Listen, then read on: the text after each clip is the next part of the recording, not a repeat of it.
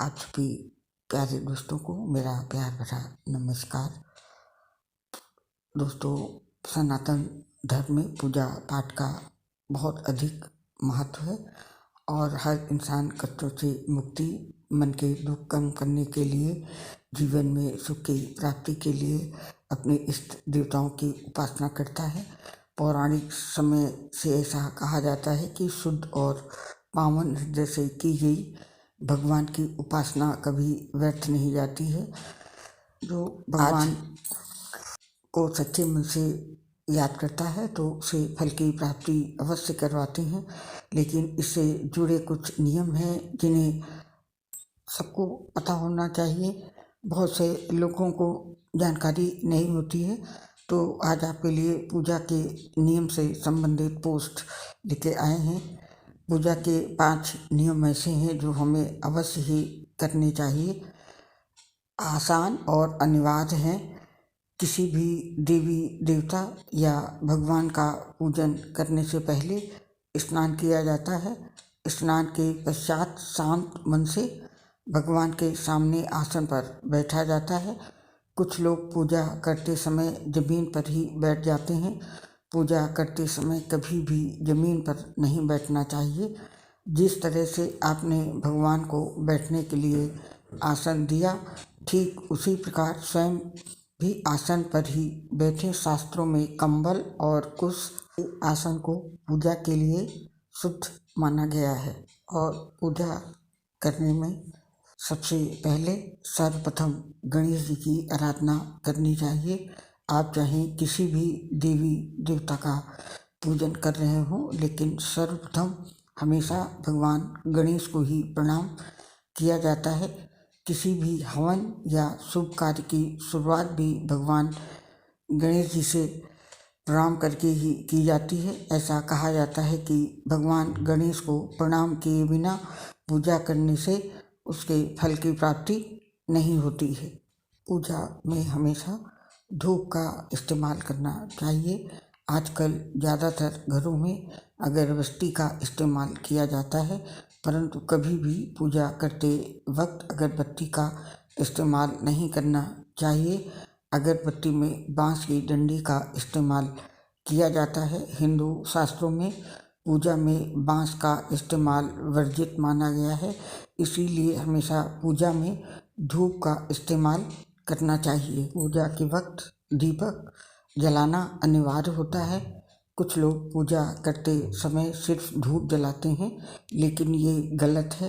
किसी भी देवी देवता की पूजा करने से पहले दीपक जलाना अनिवार्य माना जाता है। ऐसी मान्यता है कि दीपक हमारे द्वारा चढ़ाए गए प्रसाद, धूप और अन्य कार्यों का साक्षी होता है। अगर आप पूजा करने से पहले दीपक नहीं जलाते हैं तो भगवान तक आपकी प्रार्थना नहीं पहुंचती है। पूजा के दौरान शंख बजाएं या पूजा करने के बाद शंख या घंटी को बजाना महत्वपूर्ण माना जाता है।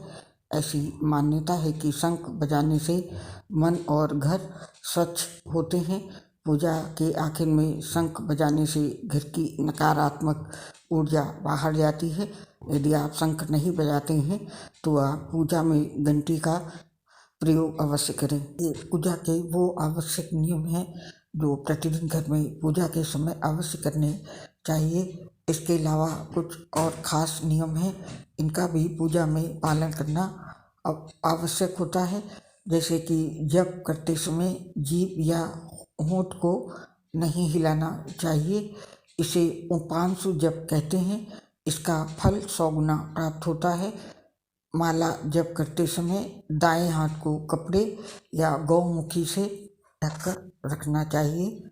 जप के बाद आसन के नीचे की भूमि को स्पर्श कर नेत्रों से लगाना चाहिए। इससे आपको जप के पूर्ण फल की प्राप्ति होती है। कभी भी भगवान को या फिर अपने से बड़े को एक हाथ से प्रणाम नहीं करना चाहिए। इसके साथ ही ये भी ध्यान रखें कि सोए हुए व्यक्ति को चरण स्पर्श नहीं करना चाहिए।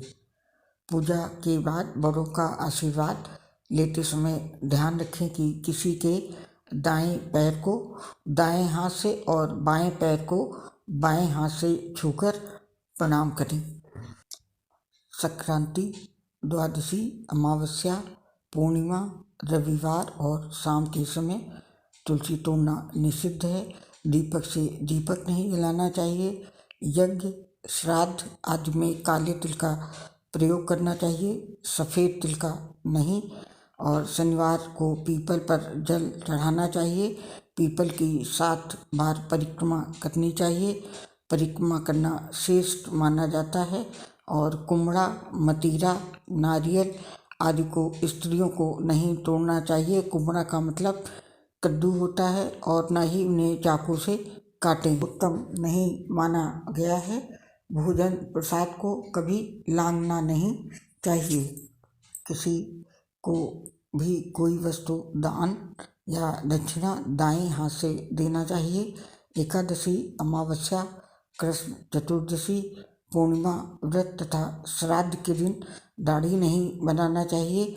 बिना जनेऊ पहने जो भी पूजा पाठ किया जाता है वो निष्फल होता है। दान और संकल्प को जल्द पूरा कर लेना चाहिए। अगर आप किसी खास प्रयोजन के लिए कोई पूजा करते हैं तो उसके लिए संकल्प को पूरा करने में ज़्यादा समय नहीं लगाना चाहिए। अगर आपने कहीं किसी को दान करने का संकल्प लिया है तो उसे जितनी जल्दी से पूरा करना हो कर लेना चाहिए। संकल्प को पूरा करने में देरी से पूजा का पूरा लाभ नहीं मिलता है। इसके अलावा पूजा के कुछ अन्य आवश्यक नियम हैं, जैसे कि घी का दीपक अपने बाईं ओर तथा देवता को दाईं ओर रखें एवं दीपक चावल पर रखकर प्रज्वलित करें। पूजा करने वाले माथे पर तिलक लगाकर ही पूजा करें। ऐसा माना जाता है कि 5 रात्रि तक कमल का फूल बासी नहीं होता है। 10 रात्रि तक तुलसी पत्र बासी नहीं होता है। इसका उपयोग आप दोबारा कर सकते हैं धोके। और पूजा करते समय पत्नी को दाएं भाग में बिठाकर धार्मिक क्रियाएं संपन्न करनी चाहिए। पूर्व दिशा की तरफ मुख करके बैठे और अपने बाईं ओर घंटा, धूप तथा दाईं ओर शंख, जलपात एवं पूजन सामग्री रखें। पूजा घर हमेशा ईशान कोण में बना हुआ होना चाहिए, क्योंकि ईशान कोण में ही देवी देवताओं का वास होता है। पूजा घर में देवी देवताओं की मूर्तियाँ या तस्वीरें ज़्यादा नहीं होनी चाहिए। पूजन करते समय मुंह उत्तर या पूर्व की दिशा में होना चाहिए। नहाने से पहले ही भगवान को चढ़ाने के लिए फूलों को तोड़ लेना चाहिए। नहाने के बाद फूल तोड़ने पर फूल स्वयं को चढ़ाया हुआ माना जाता है, ऐसा शास्त्रों में कहा गया है। दोस्तों, अब आपसे विदा लेते हैं, फिर मुलाकात होगी। तब तक के लिए आप सभी को मेरा प्यार भरा नमस्कार। आप सभी ने अपना समय दिया, इसके लिए आप सभी का हृदय से बहुत बहुत धन्यवाद।